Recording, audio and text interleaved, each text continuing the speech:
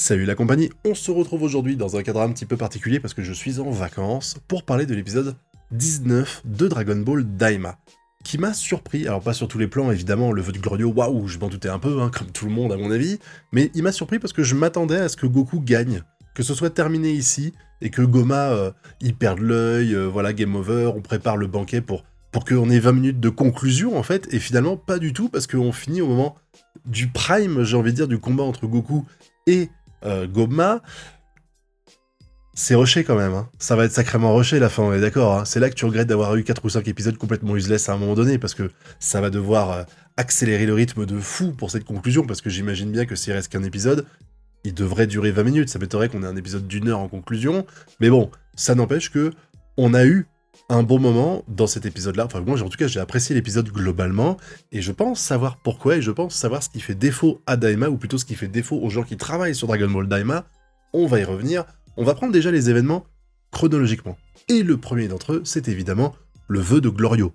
On se doutait tous que son vœu, ça allait être de rendre la taille réelle à tout le monde. Parce que, enfin déjà que tu te doutais qu'il allait pas faire le vœu que Harinsu soit la maîtresse du monde, enfin la maîtresse du royaume des démons, mais en plus de ça, juste avant que Glorio, qui hésitait déjà à faire le vœu, tu le vois avoir le flashback où il se rappelle de ce qu'il a passé avec Goku et tout ça.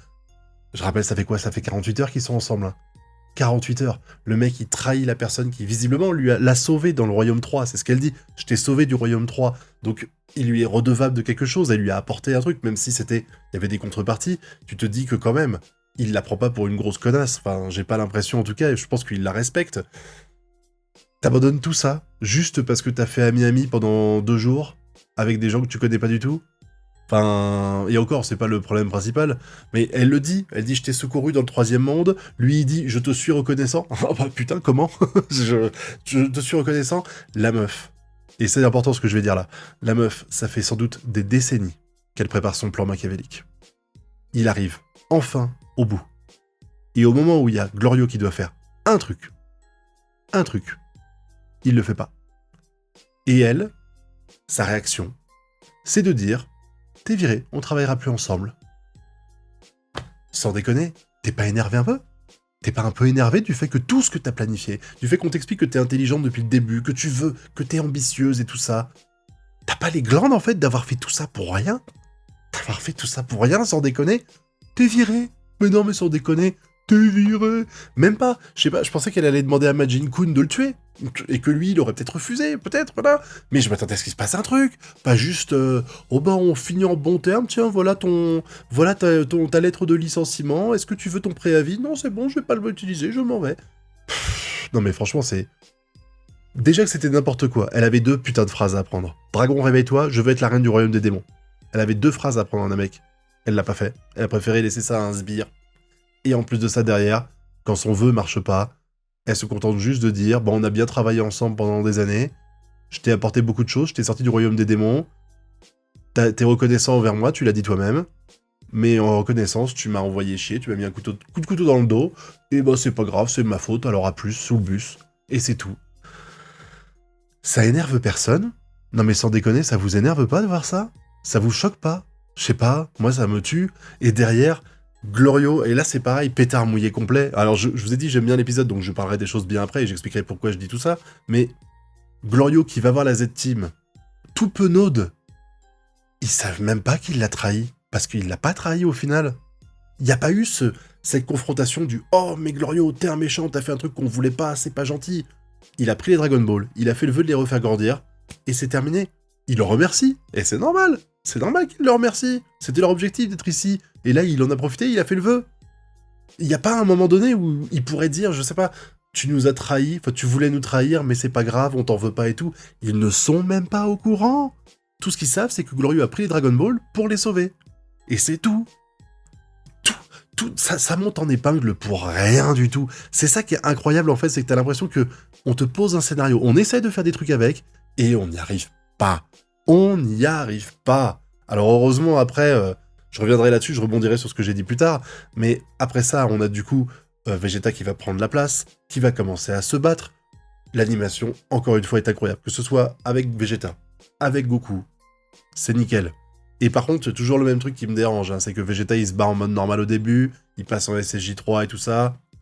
C'est vraiment un truc depuis DBS, de s'amuser à changer de forme en mode YOLO. J'aime beaucoup le fait qu'il se transforme quand il s'avance vers lui. Vous savez, ça me rappelle un peu l'introduction de Budokai 3, je crois, qui était faite comme ça, dans lequel on a Vegeta qui fonce en SSJ1, il passe en SSJ2, il passe en SSJ3, c'est classe, puis son SSJ3, même si j'ai du mal avec les cheveux en l'air, c'est peut-être un peu moins présent ici, et puis ça lui fait le regard menaçant, voilà, il est stylé, il se bat, ça sert à rien, tout ce qu'il fait ne sert à rien, et à la fin, comme on apprend... Ah putain, c'est dur, j'ai du mal à le dire. On apprend que il y a un moyen de battre Goma en lui enlevant ce troisième œil. Alors, elle explique que l'ancien roi, il enlevait son œil régulièrement. Alors, j'ai envie de dire, pourquoi ? Moi, je pensais qu'on allait nous parler d'une contrepartie. Vous savez, genre, t'as ce troisième œil, mais si tu le gardes trop longtemps, tu meurs. Parce qu'il faut justifier le fait qu'il ait pas son troisième œil en permanence, le roi qui a été battu par Dabla. Parce que du coup, il y a aucune logique à ce qu'il l'enlève. S'il n'y a pas de contrepartie, s'il n'y a pas de problème et tout ça, tu l'enlèves jamais. C'est débile de l'enlever. T'as un pouvoir qui te permet d'être immortel, les gens veulent s'emparer de ton pouvoir, bah tu le laisses toujours activé, et c'est plié. Et ben non, en fait, parce que la clé, c'est de faire 3 petits coups derrière la nuque, hein, vous savez ? Parce qu'on plagie SNK, on plagier Dragon Ball, on plagie SNK, voilà, hein. On utilise un équipement tridimensionnel, on arrive derrière Goma, on donne 3 coups de lame dans la nuque, et hop là, ça y est, l'œil se détache tout seul. C'est la magie de la technologie, les gens. Je comprends même pas, et du coup ça explique pas pourquoi le roi d'avant, il enlevait l'œil. Moi je pensais vraiment qu'il allait avoir une explication là-dessus, mais non, ta gueule.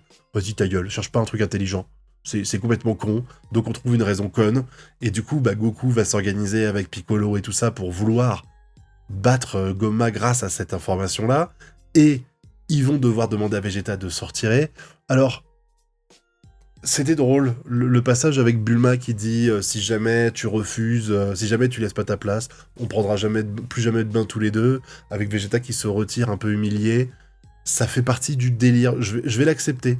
Voilà, il faut bien, il y a un peu d'humour et tout, ça tombe un peu à plat, mais ça colle un petit peu avec la relation Bulma-Vegeta, avec les moments où elle l'a plus ou moins remis à sa place et tout, ça montre aussi l'affection que Vegeta a pour elle. On va laisser passer, mais ça n'empêche que Vegeta inutile, encore une fois. Vegeta a fait un combat de 4 ou 5 minutes qui n'a changé rien du tout. On n'a rien appris avec ce combat-là. Vegeta n'a pas fait un truc intéressant. Enfin, c'était classe. J'ai apprécié le combat, mais au final, s'il n'avait pas combattu, ça n'aurait rien changé. Et c'est dommage, parce que encore une fois, tu mets pas Vegeta en avant. Du coup, il y a Goku qui va revenir sur le devant de la scène, qui va se battre pour occuper Goma pendant que les autres... Piccolo, je sais pas si Vegeta va le faire, mais en tout cas, Piccolo, il se prépare à faire un truc. Qu'est-ce qu'il se prépare à faire, je sais pas. Mais au moins, ça pourrait peut-être justifier le fait qu'il soit présent, parce que depuis le début, il a servi à rien. C'est comme Bulma. Bulma, elle a servi à rien, ça y est, elle a été utile, elle a réussi à... Elle a fait une blague, elle a empêché Vegeta de se suicider, parce que c'est clairement ce qu'il allait faire. Donc voilà, utilité pour Bulma, utilité pour Piccolo, peut-être à l'avenir. Et du coup, Goku, il va t'expliquer qu'il faut gagner du temps. J'arrive pas à comprendre pourquoi il faut gagner du temps. C'est pas précisé à aucun moment. En tout cas, je l'ai pas vu, j'ai raté la phrase peut-être. Et du coup, il va faire la même chose que ce qu'il a fait dans l'arc-bout. Vous savez, oh, je vais te faire un petit cours sur les Saiyans, hein. Ça c'est le SSJ1, ça c'est le 2, ça c'est le 3, ça c'est le 4 maintenant. Sauf que ça marche pas ici. Alors la scène est belle, et ça nous rappelle des souvenirs à nous, donc on se dit, oh là là, c'est tellement classe, souvenir. Première fois qu'on voyait le SSJ3. Ouais les gars, première fois qu'on voyait le SSJ3. C'était marquant pour ça. Là, y a rien de marquant. Déjà, parce que c'est une scène qui est repompée de ce qu'on avait déjà vu avant, et qu'en plus de ça, le SSJ4, on l'avait vu avant. Donc, ça ne marche pas ici. Encore une fois, ils veulent faire un hommage, et ils font un bête plagiat. Et il est beau, le plagiat. Il est beau, l'animation est belle, et quand tu vois ça, tu te dis, Mama, quand est-ce qu'ils font un remake de Dragon Ball et Dragon Ball Z avec cette qualité-là ? Ce serait incroyable. Mais là, par contre, c'est quand même vachement décevant. Alors, décevant, non, parce que moi, j'aime bien, je vous dis, cette forme de SSJ4, je la préfère à celle du SSJ4 de DBGT. Voilà, chacun son avis là-dessus, y a pas de problème. Mais ça n'empêche que, déjà, comment ça se fait que ça arrive ? Je pensais que la justification du SSJ4, en fait, ce serait... C'est Neva qui a donné un pouvoir, il est temporaire, ils n'auront plus jamais le SSJ4. Là, il a réussi à le claquer sans effort, sans avoir besoin de l'aide de Neva. Si ça se trouve, c'est juste qu'il y avait des réminiscences de ce qu'avait fait Neva et qu'il a pu le refaire, mais qu'il pourra peut-être plus après. On verra. Mais pour l'instant, c'est un peu incohérent qu'il ait ça. En tout cas, avec les informations qu'on a, Mais ça n'empêche qu'il est classe, donc ça fait plaisir, ça va pouvoir faire vendre des figurines, hein, voilà, on a l'habitude. Et des personnages aussi dans Dokkan Battle, Legends, Sparking Zero, hein, vous connaissez la chanson. C'est pour ça que Daima est là, hein. Soyons clairs, c'est pour vendre des figurines. C'est pas autre chose, parce que le scénario, il tient pas debout. Le scénario, il tient pas debout. Et en fait, en voyant cet épisode-là, et les derniers qui sont arrivés, j'ai fini par comprendre, en fait, le problème de Dragon Ball. Et quand je dis le problème de Dragon Ball, c'est au sens large. DBS, pardon, pas DBZ, DBS et Dragon Ball Daima. Le souci, en fait, c'est que ils ne savent pas raconter d'histoire. Et du coup, les moments les plus intéressants, c'est les fights. Parce que dans les fights, t'as pas besoin de développer un scénario. Du coup, tu fais de la belle animation et on est content.